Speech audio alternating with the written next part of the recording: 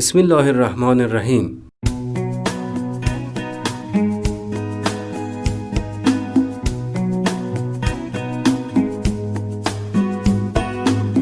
به نام خداوند بخشنده مهربان.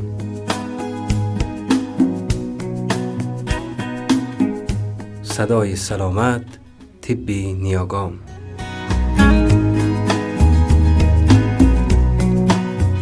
سلام علیکم شنوندگان عزیزی رادیو مهر. محمد حکیم هستم، محقق طب نیاگام از استودیوی رادیو مهر در خدمت شما هستم. بخش صدای سلامتی رادیو مهر قصد دارد در سلسله برنامه‌هایی به نام خاصیت‌های شفابخش عسل با شما همراه باشد.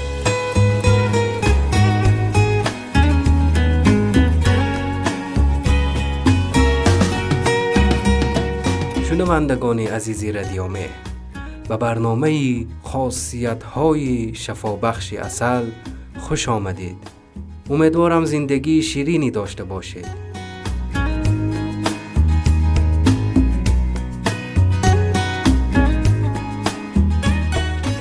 ما در این سلسله برنامه قصد داریم اول کمی در رابطه با عسل صحبت کنیم و یکی از درمان‌های آن را برای شما بگوییم.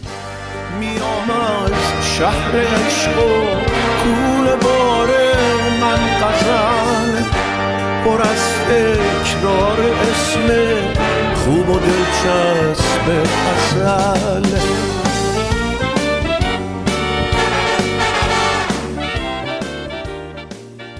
عسل یک محصول غذایی مفید و یک اکسیر پر انرژی است که از قرنها پیش به عنوان عالی‌ترین و مقوی‌ترین غذا شناخته شده و همچنین به واسطه ویژگی‌های شفابخش خود به عنوان دارو و درمان اکثر بیماری‌ها در بین تمام ملل کاربرد داشته است.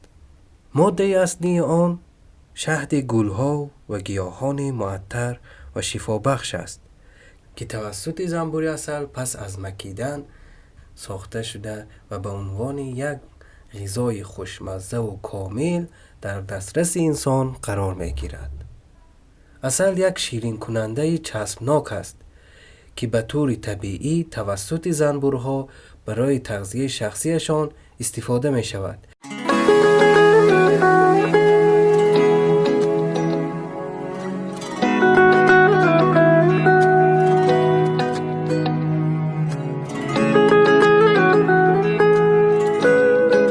تهیه عسل از چرخش زنبورها به دور گلها شروع می شود. آنها در همین حال شهد گلها را در دهان خود جمع می کنند. شهد گلها با آنزیمی مخصوصی که در بزاق دهان زنبور وجود دارد ترکیب شده و طی یک فرایند شیمیایی تبدیل به عسل می شود. زنبورها عسل را به داخل کندو می برند و آن را درون حفره ها و دیواره های هر شبکه از کندو ذخیره می کنند.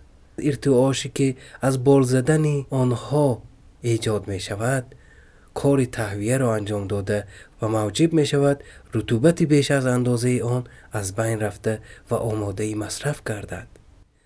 عسل در محدوده رنگ های متفاوتی از جمله سفید، کبود، کریشنی و تقریبا سیاه درست می شود.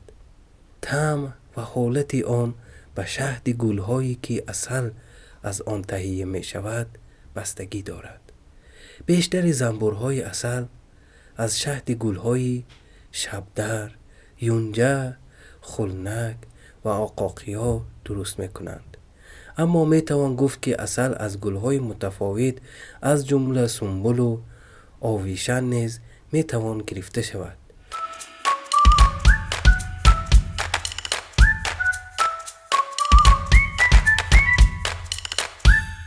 عسل یکی از هدیه‌های ارزنده و پرارزش خداوند برای ما انسان هاست. در قرآن کریم از آن به عنوان فی شفاء للناس، شفای مردم در آن است یاد می کند و پیامبر گرامی صلی الله علیه و آله و سلم در زمان حیات خیش بنابر روایات و احادیث متعددی که از آن استفاده نمودیم، خواص شفابخش آن را در درمان انواع بیماری ها یادآور شدند. در آن زمان علمی به نام تغذیه وجود نداشت، ولی با بینایی کامل خواص غذایی و دارویی عسل را بیان نموده و مردم را در این زمینه آگاه کردند. سخنان پیامبر اسلام در رابطه با تحقیقات امروزه نشان می دهد که تطابق کامل بین آنها وجود دارد و تضادی بین آنها نیست. روی همین اصل است که عقیده داریم پیشوایان مذهبی ما عالم به همه علوم باشند، مانند بوعلی سینا و علمای دیگر.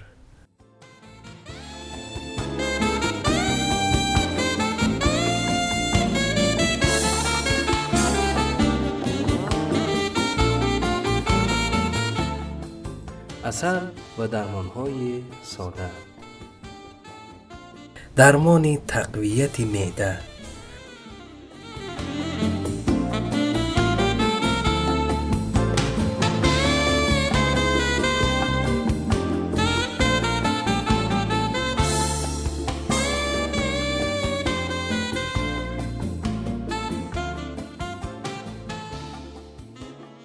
روش‌های درمان.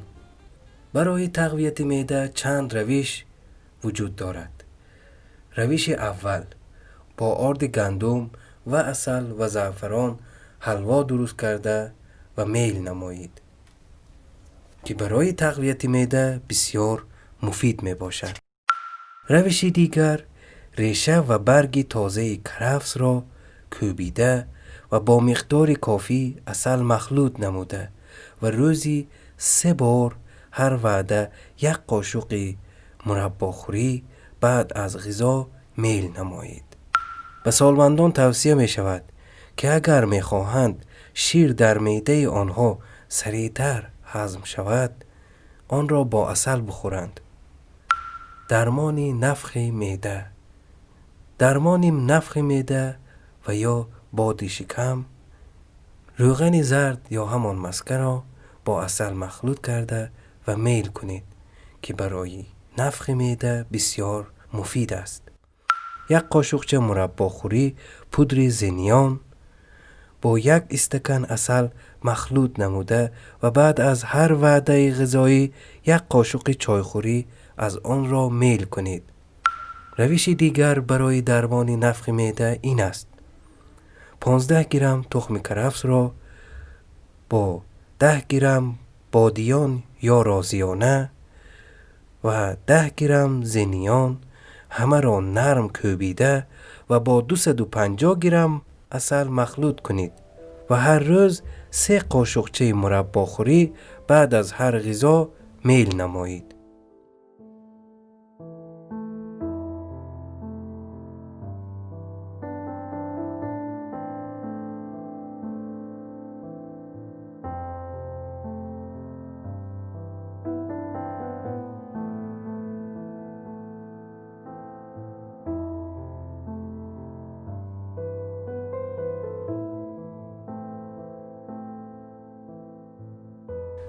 عزیزان شنونده، امیدوارم از برنامه ما خوشتان آمده باشد. اگر سوال یا نظری دارید برای ما بفرستید. سوالات و نظرات شما باعث خوشحالی ما می شود.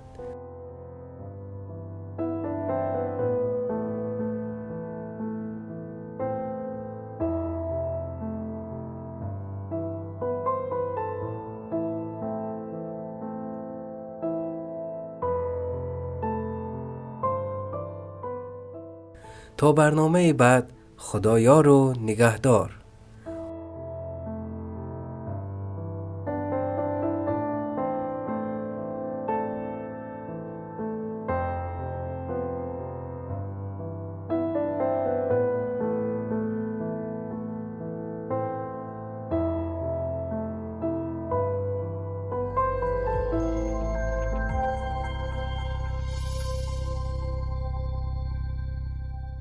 برای دریافت پادکست هایی بیشتر و برنامه های متنوعی رادیو مهر، ارمغان امید و آینده می توانید با واتساپ ما با شماره +90 531